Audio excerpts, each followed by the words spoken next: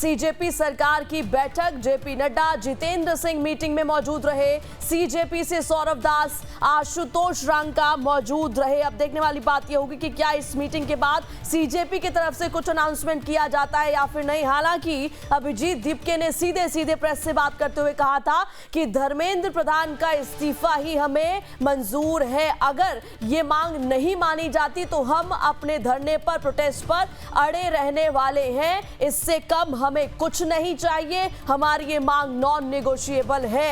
और इन सब के बीच में आपको बता दें कि सीजेपी और सरकार के बीच की ये जो बैठक है वो खत्म हो चली है। कुल मिलाकर 1.5 घंटे तक ये बैठक चली। वक्त आपको बता दें कि 12:30 बजे से इस बैठक की शुरुआत हुई थी और आप देख सकते हैं कि 2:30 बज चुके हैं और थोड़ी सी लेट ये मीटिंग शुरू हुई थी। तो कुल मिलाकर के 1.5 घंटे तक ये मीटिंग चली है। अब इसके बाद क्या कोई निष्कर्ष निकलेगा या फिर नहीं, प्रोटेस्ट खत्म होगा या फिर नहीं, छात्रों की मांग सुनी जाएगी या फिर नहीं, सरकार की तरफ से क्या स्टैंड लिया जाएगा, इस पर अभी सवाल या निशान है। लेकिन फिलहाल आपको तस्वीरें भी दिखा रही। ये तस्वीरें उस वक्त की है जब कॉन्स्टिट्यूशन क्लब में मुलाकात चल रही थी। जितेंद्र सिंह, जेपी नड्डा सरकार पक्ष से और इधर सीजेपी की तरफ से आप देख पा रहे होंगे सौरभ दास और आशुतोष रांका मौजूद थे।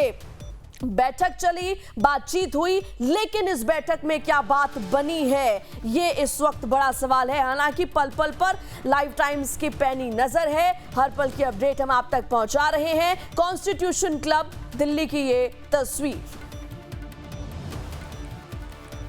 5वीं फ्लोर पे चल रहा जो बैठक है फिलहाल वो खत्म हो चुका है और देख सकते हैं कि जो मंत्री और तमाम अधिकारी हैं वो अभी यहाँ से निकल रहे हैं। आप समझ सकते हैं कि दोनों तरफ से सीजेपी और केंद्र सरकार की तरफ से कोशिश की जा रही है कि इस पूरे गहमा-गहमी को जो जंतर मंतर पे चल रहा है उसको ख़त्म किया जाए जल्दी से जल्दी। और उसी के मद्देनज़र लगभग 1 से सवा घंटे के करीब जो है ये बैठक चली है। और जाहिर है जो केंद्रीय मंत्री हैं अब नीचे जा रहे हैं। इसके अलावा सीजेपी के जो प्रवक्ता हैं उन्होंने बोला है कि वो मीडिया से बात करेंगे, बैठक में क्या रिजल्ट रहा वो ज़रूर बताएंगे। और आप समझ सकते हैं कि ये मंत्री के जो पीए हैं वो यहाँ से निकल रहे हैं। तो आप समझ सकते हैं कि धीरे धीरे करके सब लोग निकलना शुरू हो रहे हैं। और किस नतीजे पर ये बैठक पहुँची है, क्या इतने लंबे समय से चल रहा गतिरोध खत्म होगा, ये जो सवाल खड़ा हुआ है वो आंसर क्या उसका होगा, ये देखने वाली बात है। कैमरामैन आकाश कुमार के साथ मैं प्रशांत त्रिपाठी, लाइव टाइम्स। तो उस वक्त की तस्वीर है जब दोनों डेलीगेशन आपस में बातचीत कर रहे थे। आप हाव भाव भी देख पा रहे होंगे कि सरकार पक्ष की कोशिश ये है कि जल्द से जल्द सीजेपी की ये जो प्रोटेस्टर्स हैं, जो डेलीगेशन यहाँ पहुंचा, उनको समझाया जाए, बुझाया जाए, ताकि ये जो इस वक्त लहर चल रही है प्रोटेस्ट की और सरकार के खिलाफ जो गुस्सा दिख रहा है प्रदर्शनकारियों में, छात्रों में, और इधर पॉलिटिकल पार्टीज भी लगातार मोर्चा खोले हुए हैं, इन सबको रोक दिया जाए। और इसी पर ज्यादा जानकारी के साथ हमारे दो संवाददाता प्रशांत त्रिपाठी और कमलेश सिंह दोनों जुड़ चुके हैं। सबसे पहले प्रशांत त्रिपाठी, सीजेपी और सरकार के बीच बैठक खत्म हो गई है, 1.5 घंटे तक ये बैठक चली, इसको लेकर के और क्या कुछ अपडेट है?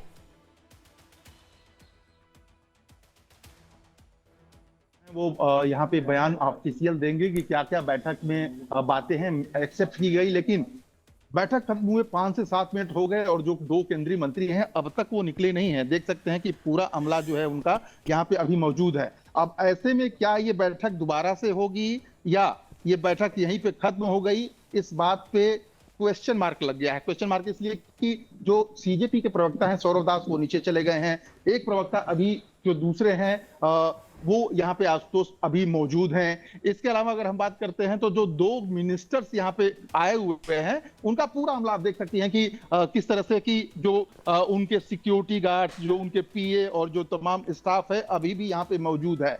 तो अब ऐसे में ये जो 1.5 घंटे बैठक चली है वो आगे कहां तक जाएगी ये देखने वाली बात होगी। और जाहिर है बैठक हुई है, बैठक में चूंकि सीजेपी की सीधे मांग थी कि जब तक इस्तीफा नहीं होगा तब तक वो अपना धरना प्रदर्शन खत्म नहीं करेंगे। तो जाहिर है सबसे बड़ा जो गतिरोध अब तक देखने में आया है वो यही पॉइंट है। और चूंकि सीजेपी इसी पॉइंट को लेके बैठी पड़ी है, अड़ी पड़ी है और जाहिर है सरकार इस मुद्दे को मानने को तैयार नहीं है। कारण यह है कि अगर सरकार को मानना होता तो 26वां दिन आज है, वो जाहिर तौर पे अब तक कुछ रिजल्ट दे चुकी होती। लेकिन कल देखा गया था कि गुड़गांव जाके जो जेपी नड्डा हैं और जितेंद्र सिंह खुद उन्होंने सोनम वांगचुक को फास्ट उनका 26 दिन का तोड़वाया था। उसके अलावा एक वीडियो मैसेज भी जारी करवाया था कि जो भी सख्त नियम कानून हो सकते हैं वो संविधान लोकसभा में पारित करवाया जाएगा। और जाहिर है इसी आश्वासन के साथ सोनम वांगचुक ने जो अपना प्रोटेस्ट है वो खत्म किया था, यानी फास्ट उन्होंने तोड़ दिया था। इसके बाद से सरकार ने पहले भी एक बार बातचीत की है सीजेपी से, लेकिन आज दूसरे दिन की बैठक है और दूसरे दिन की बैठक पे हालांकि सीजेपी की तरफ से ये बयान आया था कि वो जेपी नड्डा या जितेंद्र सिंह या कोई जो सरकारी बिल्डिंग्स होगी उसमें नहीं जाएंगे। तो इस मद्देनजर माना जा रहा है कि एक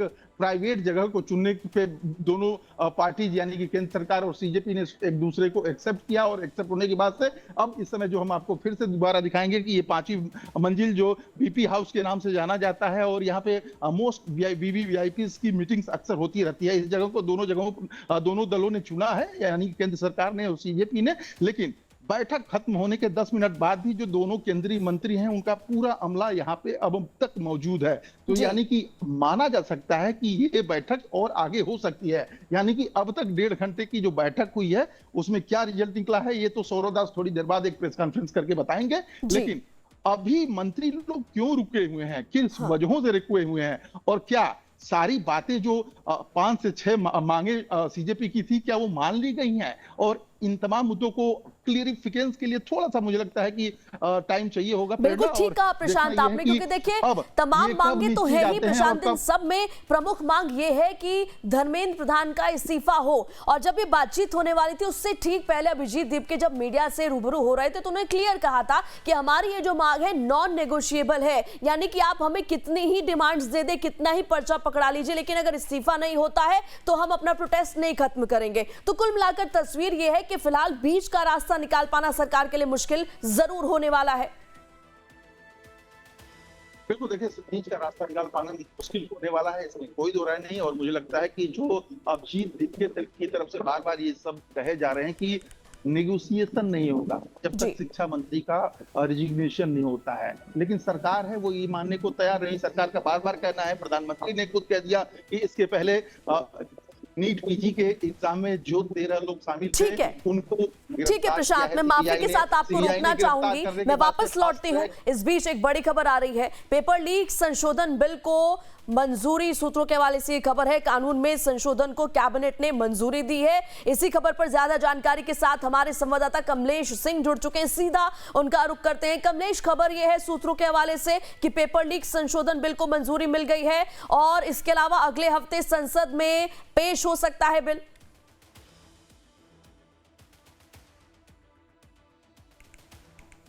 बैठक में एकमात्र एजेंडा पेपर लीक संशोधन जो बिल था 2024 उसमें संशोधन करने की प्रक्रिया को अमली जाना पाना था, और आज कैबिनेट की बैठक में इस पर मुहर लग गई है। और अभी कुछ ही देर के बाद तकरीबन 4 बजे इस पर प्रेस कॉन्फ्रेंस करके इसकी आधिकारिक घोषणा दी जाएगी। लेकिन जो जानकारी मिली है कि इस पर पेपर लीक संशोधन बिल को कैबिनेट ने अपनी हरी झंडी दे दी है और अब सोमवार को सदन में, लोकसभा या राज्यसभा में इस बिल को रखा जाएगा, फिर दोनों सदनों से पारित करा के फिर इसको इस कानून बनाया जाए। लेकिन देखिए निश्चित रूप से जो प्रधानमंत्री ने कल देर रात आश्वासन दिया था उसी के अनुरूप ये बिल भी लाया गया। उस प्रारूप में जैसा कि आपको पहले जानकारी है कि काफी स्ट्रिंजेंट कानून की बात कही गई है। उसमें कानून के मुताबिक 10 साल की सजा, 5 करोड़ तक का जुर्माने की बात कही गई। इसके अलावा जवाबदेही, अकाउंटेबिलिटी तय करने की भी बात कही गई है। तो तमाम तरह के प्रावधान वाला जो बिल था 2024 का, जो सरकार ने नीट में 2024 में जो नीट पेपर लीक हुआ उसके बाद लाई थी, उसमें फिर संशोधन किया गया, उसको और कड़ा बनाया गया है। कुछ ही देर के बाद आधिकारिक रूप से इस बात की घोषणा प्रेस कॉन्फ्रेंस के जरिए की जाएगी।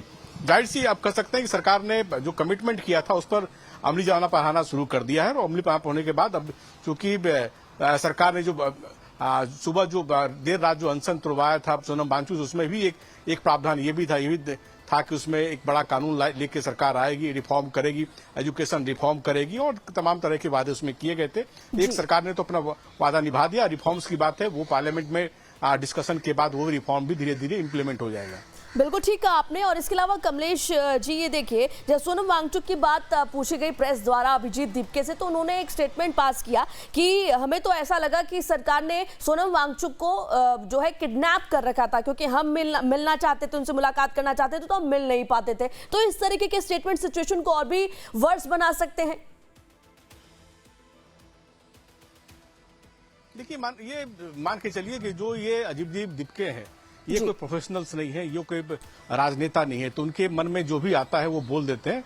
और निश्चित रूप से जब भी इस तरह की कोई बैठक होती है बातचीत के लिए अगर आप जाते हैं, तो इस तरह का स्टेटमेंट बहुत निगेटिव माना जाता है कि आप इस तरह का स्टेटमेंट देके माहौल खराब करने की कोशिश कर रहे हैं, ये समझा जाता है। इसलिए आपको याद होगा, कोई बड़ा से बड़ा नेगोशिएशन हो, यहाँ तक कि आप तो वो पॉजिटिव माहौल बनाया जाता है कि ताकि बातचीत सौहार्दपूर्ण माहौल में है।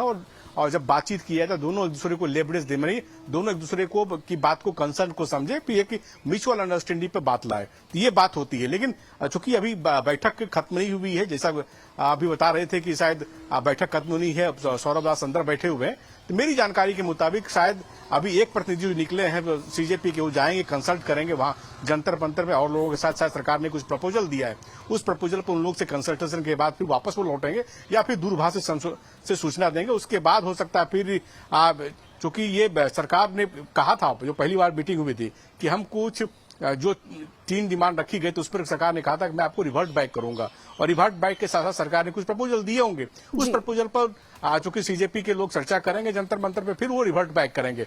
उसके बाद ये आप समझिएगा कि इस चर्चा का क्या नतीजा निचोड़ क्या निकला। लेकिन अभी ये मानना बहुत बेईमानी होगी कि नहीं, ये सब जो चर्चा थी वो असफल हो गई या सफल हो गई। अभी वेट कीजिए, हो सकता है कि आपको कुछ पॉजिटिव रिजल्ट मिलने को लगे, क्योंकि जब भी वार्ता होती है रिजल्ट पॉजिटिव ही निकलता है।